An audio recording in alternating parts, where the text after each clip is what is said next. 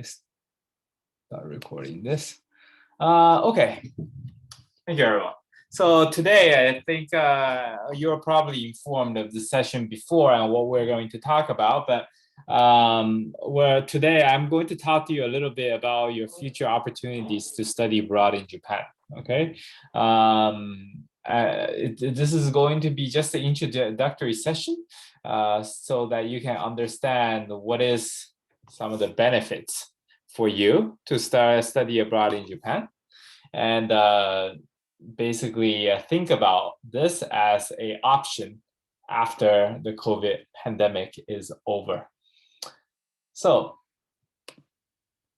today we're going to talk about our organization that I work for.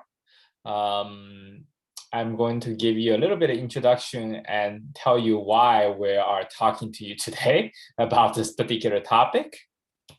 Then I'm going to talk to you a little bit about the benefits of studying in Japan in two aspects, one about salaries and one about the difficulty of getting a degree and paying for the degree.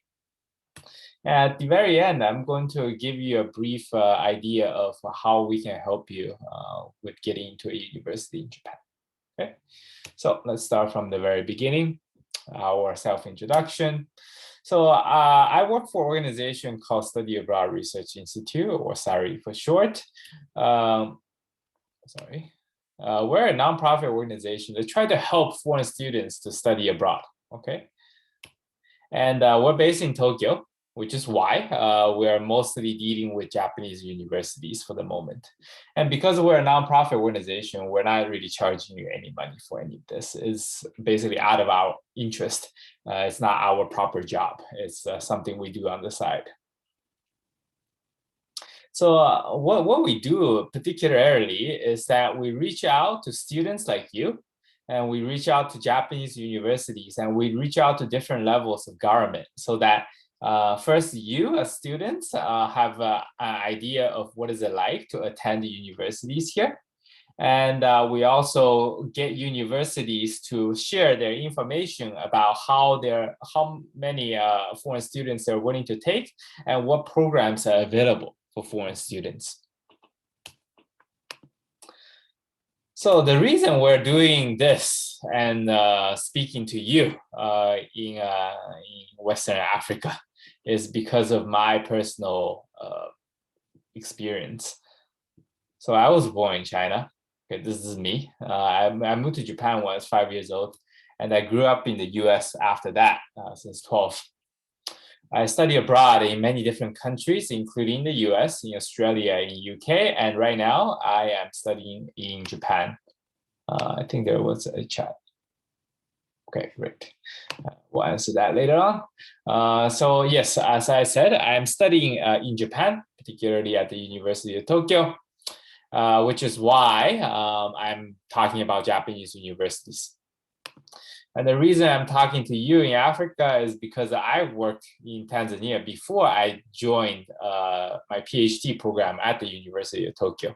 So I applied to the Japanese university from Tanzania, right? So I have personal experience applying to Japanese university from outside of Japan, okay?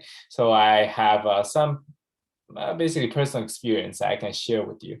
And I know that it's possible to get into a Japanese university while not being in Japan, as I myself have.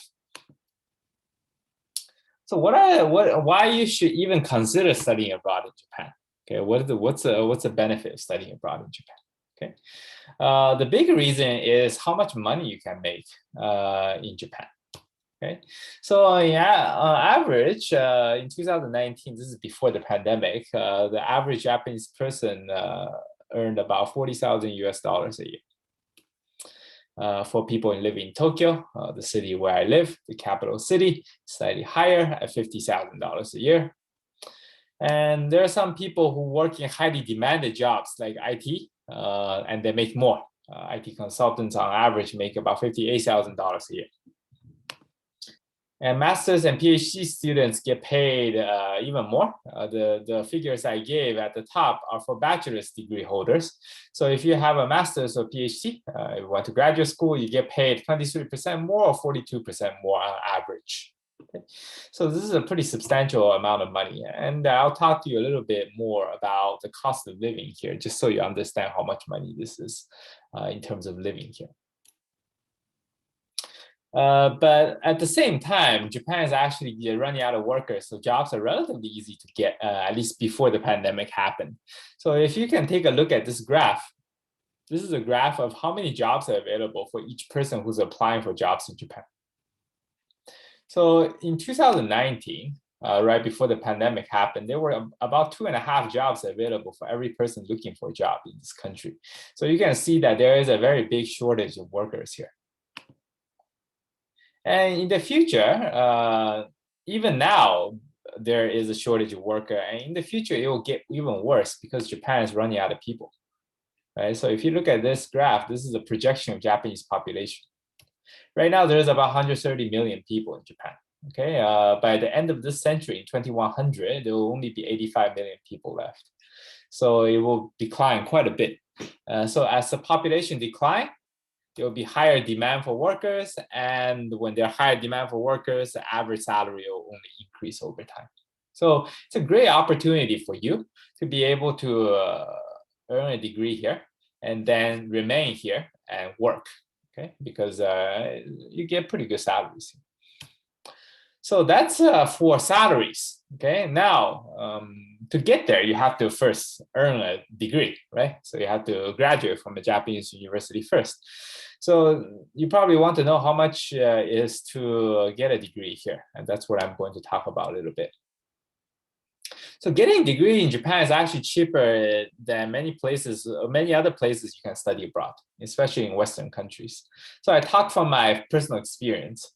I went to a school called Yale in the US, where the school fee is about $44,000 a year. Okay, it's quite expensive. I also went to a school in London called LSE, where the degree is somewhere between $38,000 to $51,000 a year, depending on the course, which is also pretty expensive. I went to a school in Sydney, in Australia, where it's around the same price, $26,000 to $41,000, depending on the course. So it's also very expensive. So now I look at my own school now, the University of Tokyo in Japan, the degree is only about $5,000 a year.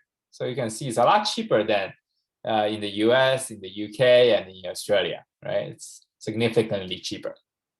Okay. So in terms of studying abroad, Japan can be cheaper than a lot of other places. But you see, I mean, a lot of people still say $5,000 is quite a bit of money, right? So how do you pay for your $5,000 a year in tuition? There are many scholarships that are available for foreign students in Japan. To give an example, I'm going to show you the latest pamphlet from the Japan Student Services Organization, which publishes this pamphlet every year to show some examples of what kind of scholarships are available for foreign students. So there are many kinds. One is national government scholarship. This enables you to have free tuition, round-trip airplane ticket from your home country for free. And after you arrive, it gives you about $1,400 a month in cash so that you can pay for living expenses here. There are also regional government scholarships. Depending on where in Japan your university is based, you'll be eligible for the local government scholarship. On average, these local government scholarships will give you free tuition, so you don't have to pay for your school fees, and I'll give you about $900 a month in cash for living expenses. There are also, in this pamphlet alone, there are also more than 90 private foundation scholarships. So these are given by charities and big companies in Japan for foreign students. On average, they pay about close to $2,000 a month in cash. Okay, you can use this freely to pay for your tuition or for your living expenses. Aside from getting scholarships, foreign students in Japan can also earn money while they are studying. Okay, a Japanese student visa automatically allows you to work part-time for up to 28 hours a week. Okay, this is you don't have to apply for a separate visa. If you get a student visa, you can work part-time. Okay, and many people work part-time. Some of the jobs include English teaching, which pays about $39 per hour. Working in a store or restaurant, which pays about $14 per hour. And construction, factory, or warehouse, which pays about $28 an hour. So if you can multiply that by 28 hours a week, that's still a lot of money. Many people ask me how much exactly is for living in Japan, right? So I'm only giving you a figure of how much money you can earn, but I'm not really talking about how much you need to spend.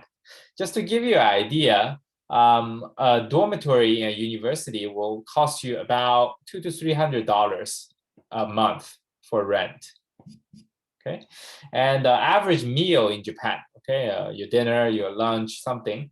If you make for yourself, you can easily get it for about $3 per meal.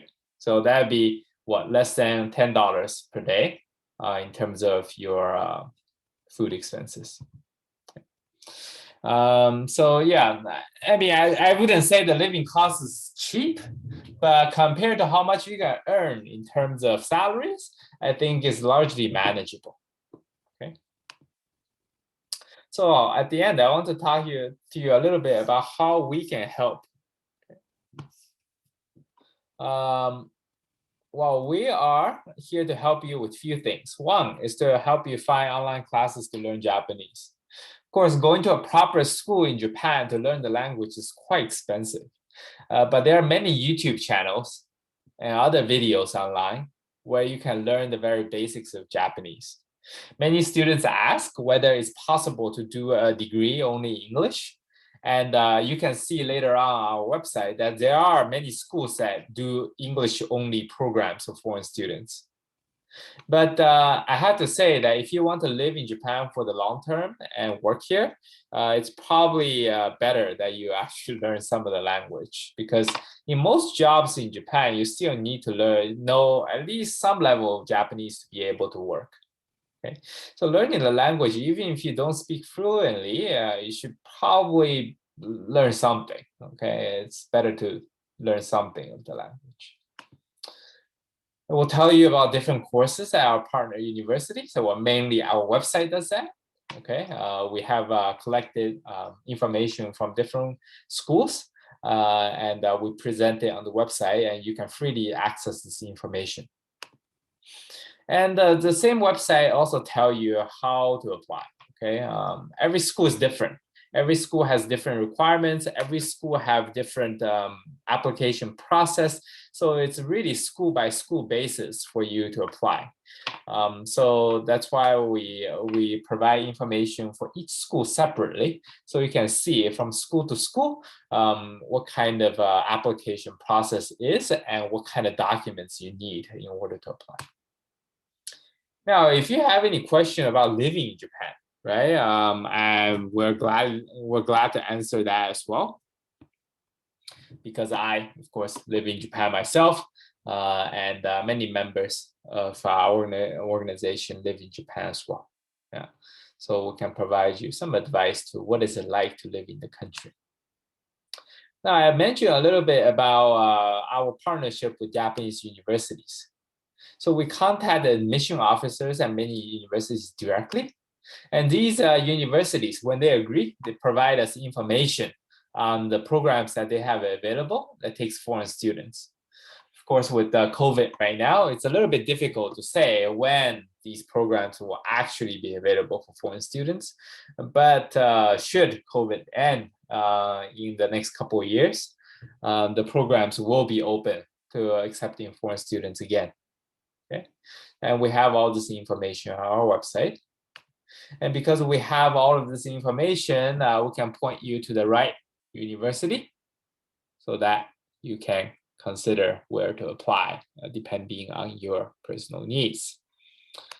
And that's it. We have our website, Facebook, LinkedIn, and YouTube, where you can see all the videos that we have done in the past.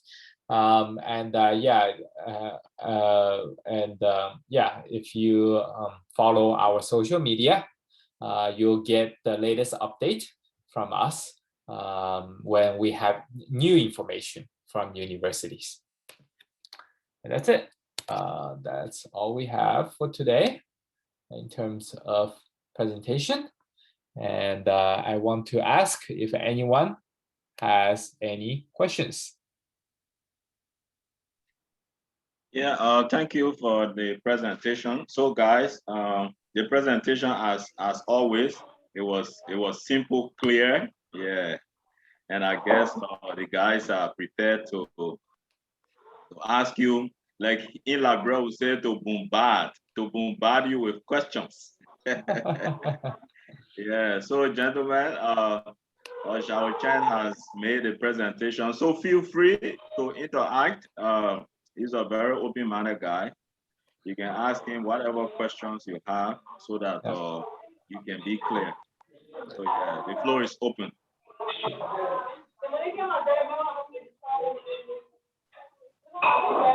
I mean, your question doesn't necessarily need to be about this presentation. Yeah? Anything about Japan or anything about studying abroad here, definitely. Yeah, definitely. We can answer. I can answer. Just let me know. Yeah, I'm Amara Fofana. Hi, Amara. Yes. Yeah, currently residing in Northern Cyprus, eastern part of Europe. But then I listened carefully to the presentation, and I got few things. But I want to know, especially that have to do with the application process, because in Cyprus, most times students or university has agencies, right, that work along with those universities. So in terms of submissions of applications documents, are we students going to submit it to you before we get admissions? Because I overheard you talking about you have direct connections with more universities in Japan. So how can we work onto that? Yeah. In terms of so we're not an agency. We don't apply on your behalf. It's for us. We're just providing information to you, and we have all of this information on our website, which include how you can apply to the universities directly.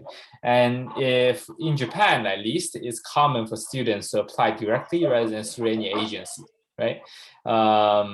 So if you are interested in a particular program, it's better that you apply directly through the university's website, so that you can you can get admitted directly, right? That avoids the hassle of going through an agency and the cost of going through agencies. Yeah. Yeah, so I don't know as to what would be the grade point set for those universities who want students from Africa, looking at the population rate to be dropped by 201. And so I'm thinking as to what grade point for scholarships will be available, and what will be the range that scholarship will not be available to those students. Because I saw for tuitions per year is around 5,000 plus USD. So how can we reconcile these things? Yeah, so in terms of grade point, there is no set standards. There is no rule that says, okay, you have to get this much for you to be considered for a scholarship. There is no such hard rules. So it really depends on what are the students applying, right? And because there is, of course, only a set number of scholarships available both through the school and outside the school. So depending on if other students are better or they're worse, then it really changes your chances of getting a scholarship or not getting a scholarship. So yeah, there is no hard rules on, okay, you need to have this much grades in order to be considered for scholarships. Yeah. Okay, I hope that answers your question. Of course, yeah. Yeah, thank you. Yeah. Okay, next, I think Stefan has a question. Yeah, please go ahead. Yes, sir. Thank you so much. Good morning. Hello. Yeah, hello, we're hearing you, Stephen. Okay, thank you so much for the splendid presentation. It was well articulated. I mean, exactly the information that we need for our end. your plans for exactly what you have done. Just few questions I would love to ask. As I monitor the presentation, I learned that you clearly mentioned that international students are now coming to Japan for now due to COVID. Okay, and but there are couples of universities that while doing my research, I realized that they have stated clearly in their applications guidelines that they are accepting scholarship and students from outside Japan to the country.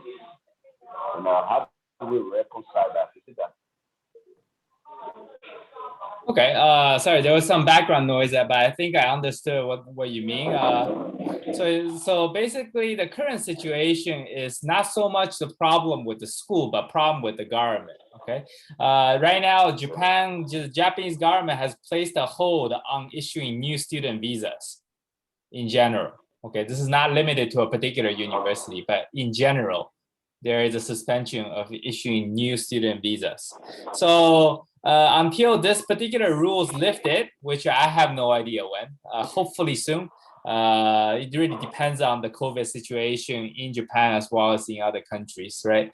So until this rule is lifted, even if you receive admission from a particular university in Japan, you can only study remotely, right? Because you cannot get into the country.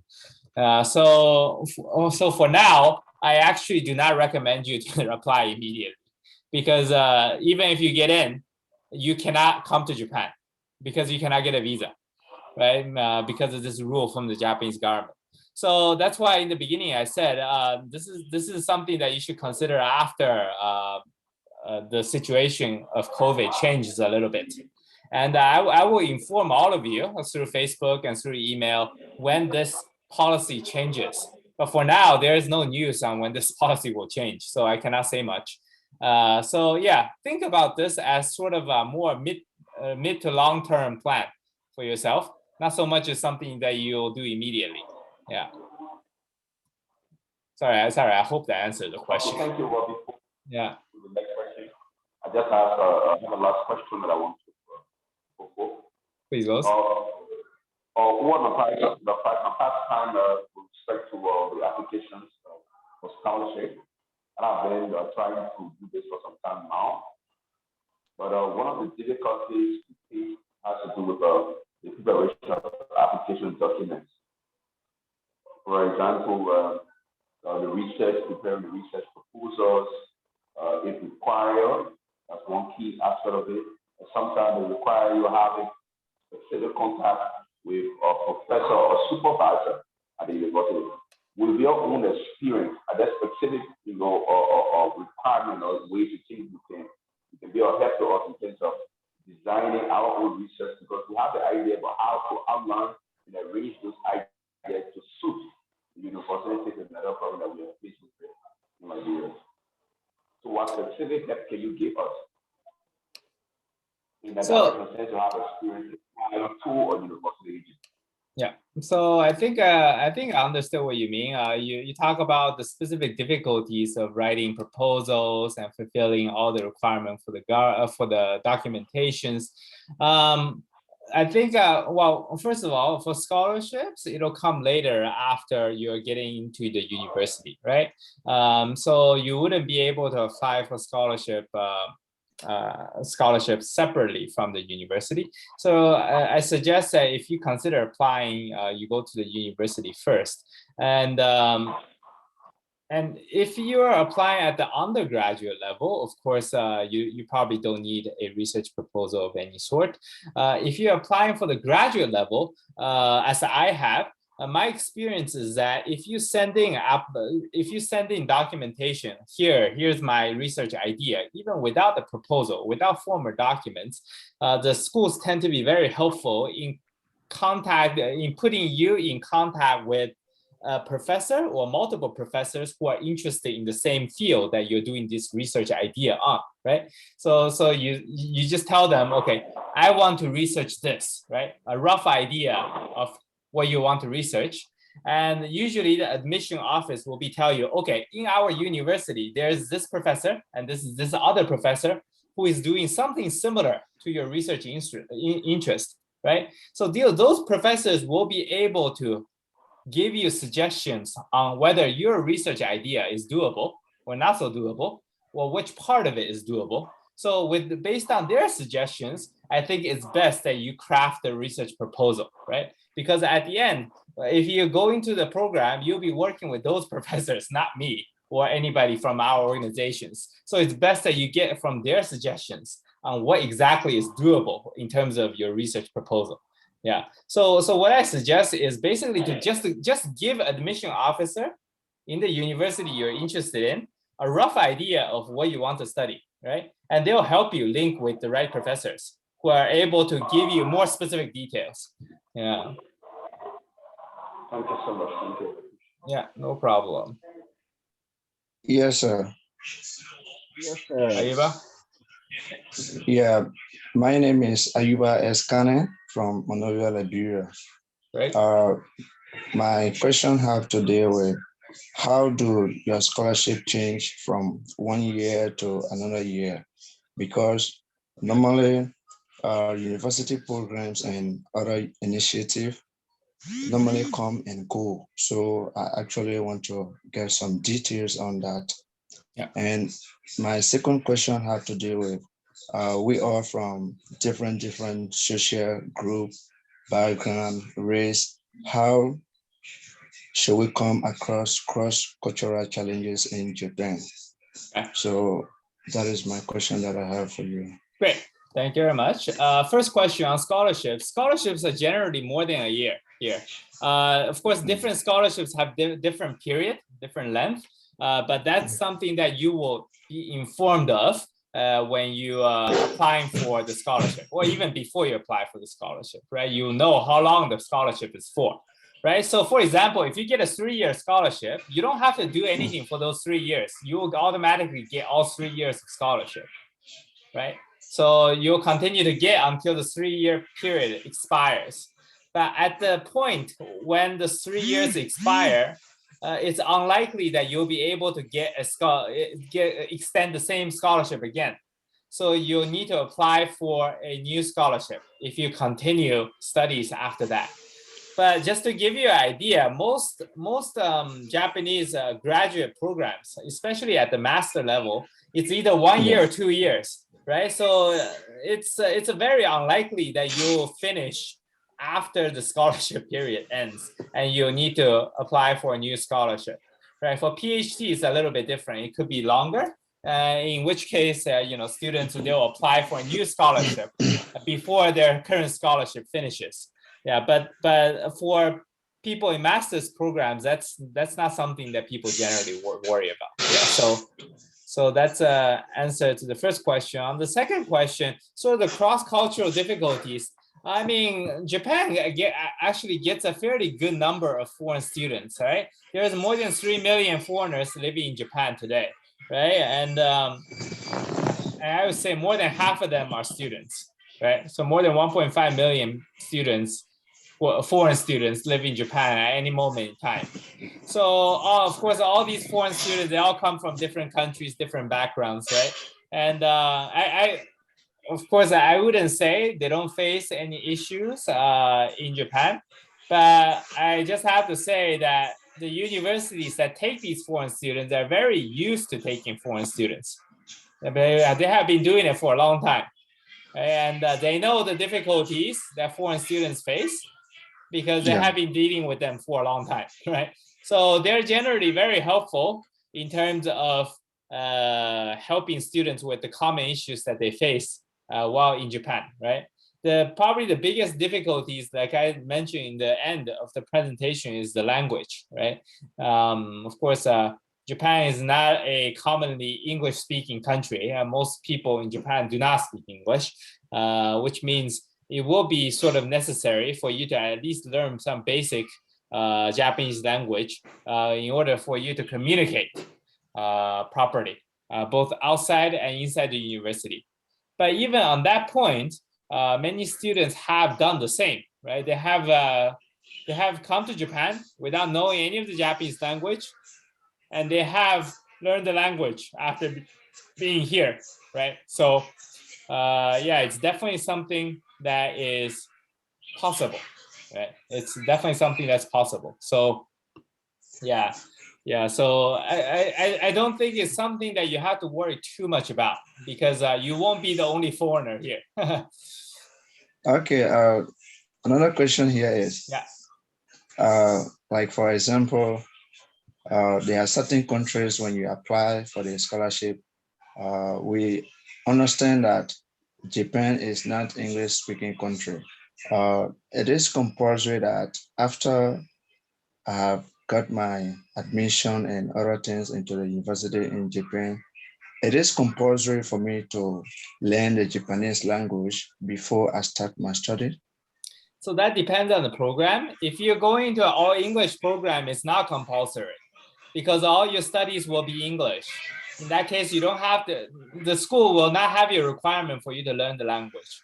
But if you're going to a Japanese language program, then it is compulsory, because all the classes will be done in Japanese. So in that case, many students, they will go to a language learning program, like a language training program for a few months to maybe a year, so that they learn the basics of the language before they officially join the university's program. Yeah, so again, the level of how compulsory it is, it really depends on what program you join. Yeah. All right, my last question is, like for example, I have applied in computer science. Then after I have get into the scholarship and I decide to switch to another field of study, is that possible in Japan for me to do that?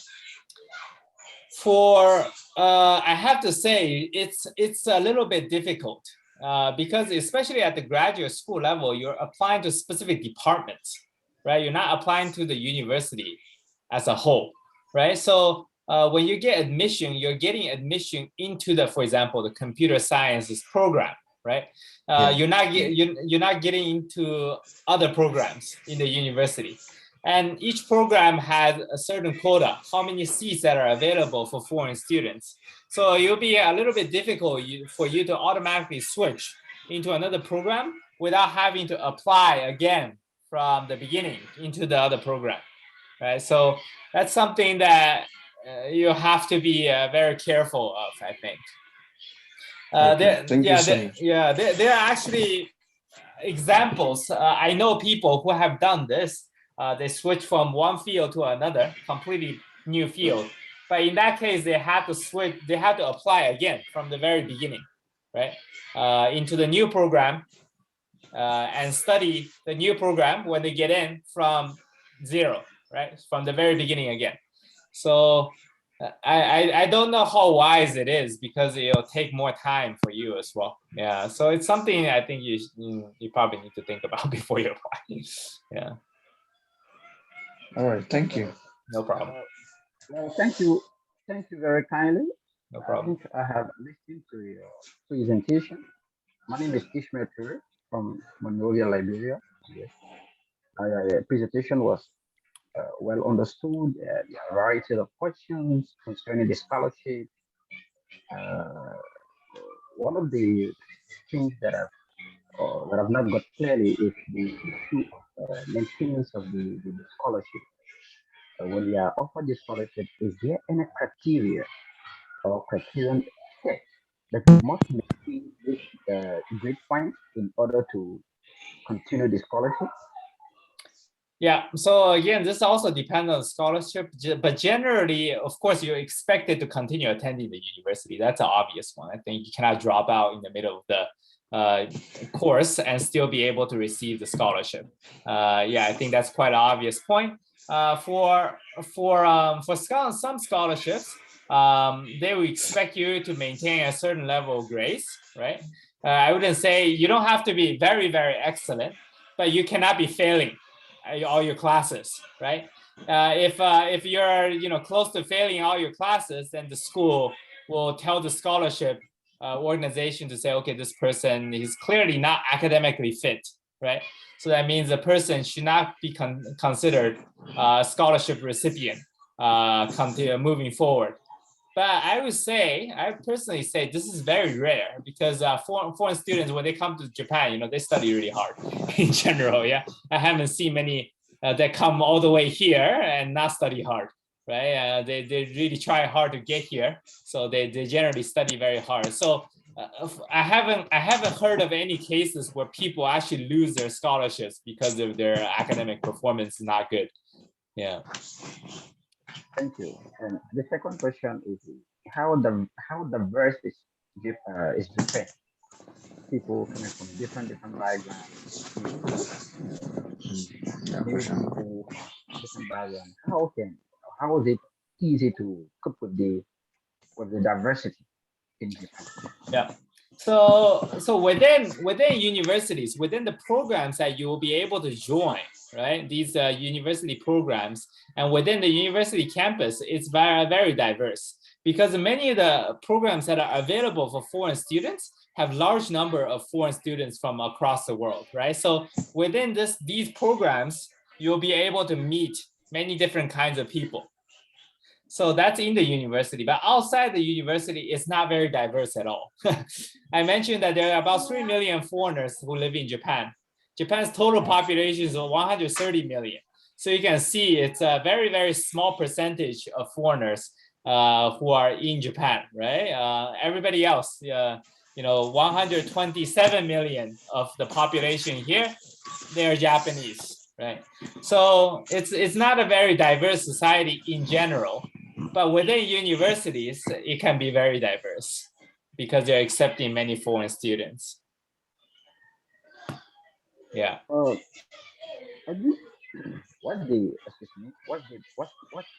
can you advise those who want to apply for the graduate program, especially the student from the international relations, probably public policy?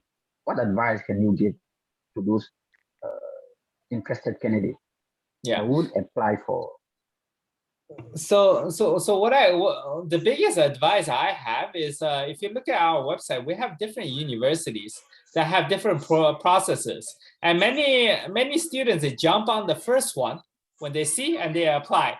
I suggest you actually look over all of the schools first before you even consider applying to which one, right?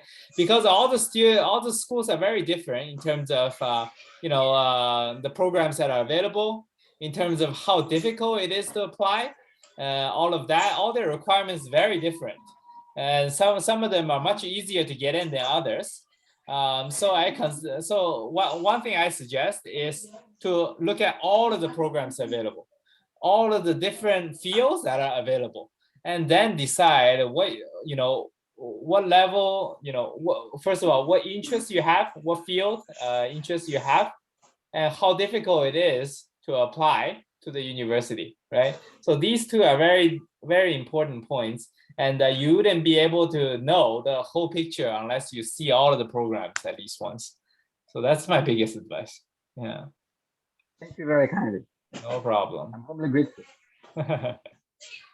So I mean, you talk about that the program. Japan is not actually offering a visa of recent because of the COVID-19 into the world, and now that the application process, I want to believe, have started. So if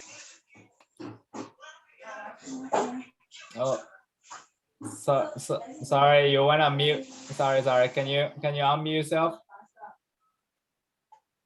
There we go. Yeah. Okay. So like I was saying, because of COVID-19 in country or into the world, Japan have decided to not give out visas to international students who have interest to study. So if, for instance, a student apply today wanting to come to Japan, can they come to Japan? I mean, can they be given admissions letter or to do courses online? That's one. Two, if a student applied, because I read on Japan and I get to understand that there are several universities in Japan that are actually offering scholarships. So some are 70%, some are 100, some are 50, and so on. So for instance, if somebody applied and the yearly tuition should be around 5,000 plus $USD, can that student pay the full amount before he or she coming, or can they pay 50% of the tuition before coming to Japan? Yeah. Or that's two. Yeah. Then the third question I have to ask, if for instance, Japan decided to give out visa to students, and I live in a country where there's no Japan embassy, how can I obtain a visa? Are they going to give me an e-visa, or are it going to be a face-to-face interview? Okay, great. First question on what to do if you get into a program without a visa. Yeah, so some schools have online study option, right? So there are classes you can do remotely after you get into the program and you join the program remotely through Zoom, for example, for your classes. Many schools don't, right? Yeah, so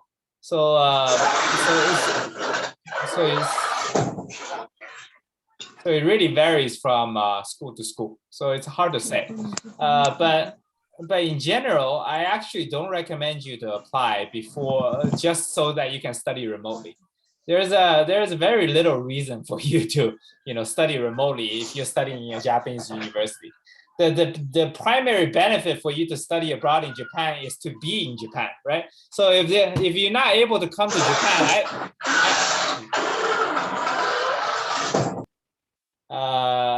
I actually don't recommend you to apply at all until the situation with this visa thing is a little bit clear.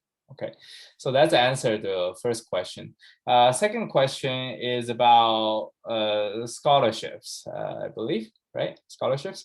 So on scholarships, like I mentioned earlier, the scholarship really depends on the university and depends on the organization. Most schools have some sort of scholarship themselves, and they have scholarship that's through the government level, and they also work with private foundations for scholarships, multiple private foundations for scholarships. So when you get into the program, the admission office will be able to tell you about different options in terms of scholarships that you'll be able to apply to. And you'll be able to apply to different scholarships. And sometimes you can even get more than one scholarship to help you pay for the school. In terms of paying for the tuition, say for example, like do you get the tuition scholarship money before you pay for the tuition or after? This really, again, depends on school, but generally schools tend to be very flexible with this. The regular process is that you pay for tuition once every semester. So for example, if your tuition is $5,000 a year, in the middle of the year, you'll pay $2,500. At the end of the year, you'll pay $2,500. So that's a regular process, okay? But if you have a scholarship, the admission officers tend to be a little bit more flexible, okay? You might get scholarship payment after middle of the year, and before that, you are not able to pay for the $2,500 first. The admission office can give you extension so that you don't have to pay for your tuition until your scholarship payment arrives. So they tend to be quite flexible with this, yeah. But if you don't have scholarship, again, it will just be 2 payments a year, half and half, right? Once at the middle of the year, once at the end of the year. That's how it works in terms of payment.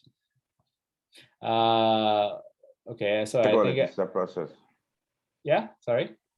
I talk about the visa process. Once the Japan open out a country, how can someone get the visa and don't leave the country where Japan had an embassy? Exactly, yeah. Sorry, I forgot the question. So when I applied to a Japanese university from Tanzania, I never went to the embassy, right? What I did is basically mail all the documents to the embassy. I never once had to go to the embassy. So what you do, if you don't have any embassy, Japanese embassy in your country, you mail it to the nearby country where there is an embassy, all the documents, your passport, etc. And when they're done, they will mail you back your passport with the visa inside, and then you get your visa, right? So you don't have to travel to a nearby country, or you don't even have to travel to the embassy in order to get this whole process done. Everything is done through mail. Yeah. So you're talking about an email to be sent to? No. Post, post, physical mail, because you need to send your post, passport, okay. right? You need to send your Okay, passport. post. Yeah, Okay, yeah. sorry, post. Yeah. Okay, Yeah. sorry, post. No worries. Yeah. Because post, you yes, because you need to send your passport for them to stamp the visa inside. Yeah, so okay. yeah. So I didn't get that. Okay. No worries. Yeah. So I think I answered that question as well. Anything else from anyone?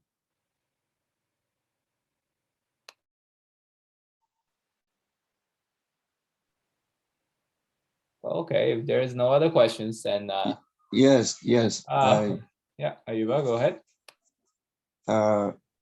You talk about the tuition fees payment, and you said if you did not apply for scholarship, you can pay the tuition 2 times. I want to know, if I'm not on scholarship process, but I want to go to Japan and do my studies, what would be the expenditure that requires? Yeah, so I briefly mentioned this. So aside from tuition, tuition, you already know how much it costs. Airplane ticket, I don't know, something like $2,000 maybe for you to come to Japan. And I mentioned briefly earlier during the presentation about your living expenses, which consists mostly of rent and food, right? So for rent, it's about $200 to $300 a month in terms of rent.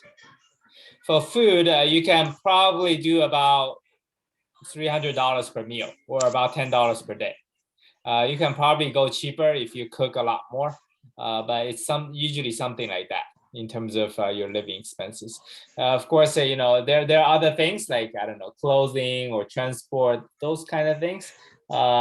So I would say if you are very, very frugal, in general, you can probably spend, I would say, about, I don't know, $600 to $700 a month total expenditure, living day to day in Japan. Yeah.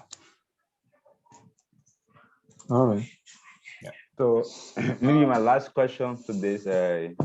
No worries. Since you live in Japan and you school in Japan, you have broad knowledge on Japan universities. So which university that you think you could recommend to us, that so students could apply to this university for a better percentage of scholarship? Because knowing the fact that we are from Africa and we come from a very challenging family in Africa. So because we can go to Japan maybe to for a year 5,000 duration to 6,000 duration to go to pay. What are the universities that you think we can recommend to us? So doing our application process, we can be able to be selected in choosing them. Yeah. So one thing I do, two things. One is I recommend schools that are outside of Tokyo, which is the capital city, right? All the foreign students wants to come to Tokyo because it's the capital city, right? Everybody wants to go to the capital city. You make more money in the capital city, but that means there are a lot more competition, right? For spots for programs and spots for scholarships. So that makes it a lot more difficult if you're applying for scholarships in Tokyo, right? So I suggest all universities outside of Tokyo, you consider them first, right? And these are outside of Tokyo, the local governments are also more generous because they get a lot fewer foreign students than Tokyo, right? So they want more foreign students to go. So they encourage more foreign students to apply by giving more generous scholarships. Yeah, and that's one. And second is I actually recommend schools that are sort of relatively less known, right? They are relatively small and they're relatively focused on specific fields. They're not comprehensive universities, but there's only specifically, specializing in certain fields, right? So these universities, they don't get as many foreign students because they only have a few programs rather than many programs, right? So at the end, that also means you have fewer competition in terms of getting into the programs and getting scholarships. So yeah, these are something that you should look out for when you are considering applying to programs in Japan. Yeah.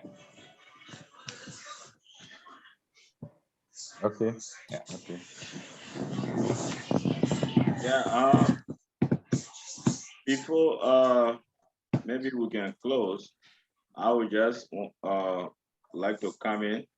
Xiaochen, again, I will say thank you. So I would like to know how one transitions, right?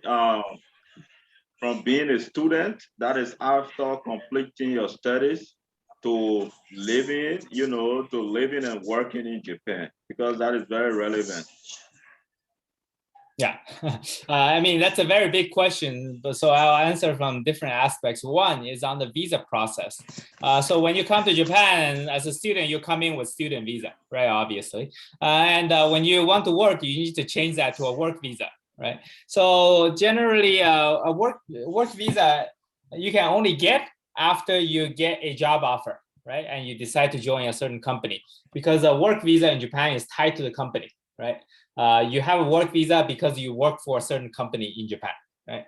So many foreign students, before they graduate, before they lose the student visa after they graduate, they start applying for jobs in Japan. So that before they graduate, they already have a job offer with a company, and the company will give them the work visa. Okay, so that's on the visa aspect, how you transition. In terms of living, I think one thing that will be very different is living will mostly change from going from dormitories inside universities to private apartments, right? So that's something that most people will do. Some companies also have dormitories, but that's very rare. Yeah, so most foreigners who are working in Japan, they are living in private apartments. So you'll have to move, right? It's not very difficult, but it's a process where you have to search for a place to live on your own, and the school will not be able to help you at that point. So yeah, unfortunately, that's not something the university can do for you. So you have to do that on your own. Aside from that, I don't know what other aspects in terms of transitioning you're interested. It's something maybe I can talk about, but if you have anything in particular, please let me know. Yeah, well, it's okay. I think you touched the basics, although there are a lot of issues associated, like I said, with transition. But yes, for the purpose of this discussion, I think you hit the main point, because the reason I asked that question, I'm of the strongest conviction that the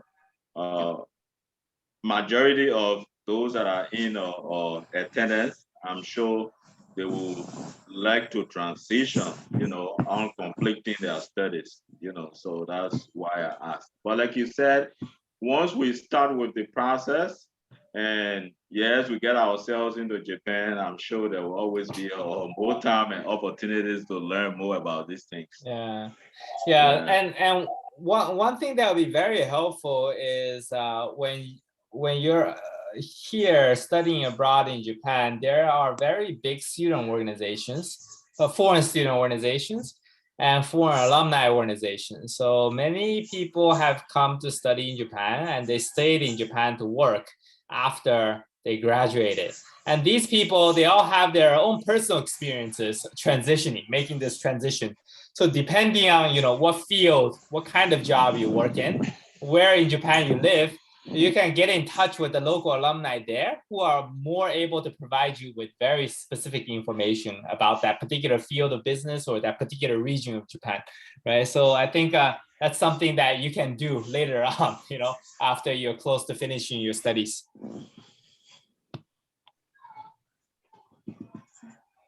So I want to believe that you're going to send us the recording. Yeah, it will be on YouTube. You'll see the recording. There's no way for email, so that you could send to us through email. Yeah, sure. I can send you by email. It's kind of big though. It'll probably take a while for you to download the whole thing by email. It's probably easier for you to get it as a YouTube link. Okay, Yes. So sorry, Amara. So just to address that question, so usually after this session, he's gonna post it on LinkedIn, and then yeah, he got the Facebook page as well. So I think those are conduit of media. Medium will be the best, you know, as compared to sending it to you. So you will have the link, the LinkedIn link, as well as the Facebook link, and he will post it, and also on YouTube, so you can easily access this recording.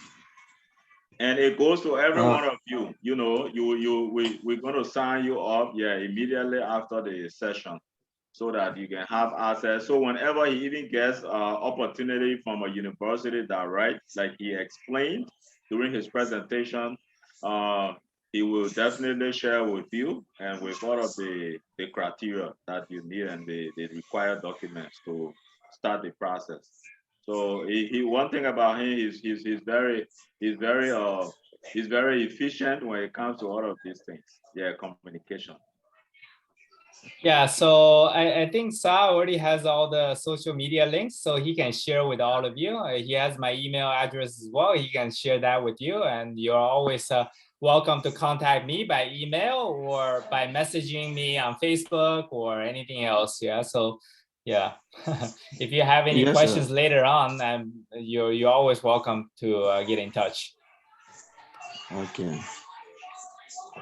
Yeah, so gentlemen, thank you so much for attending.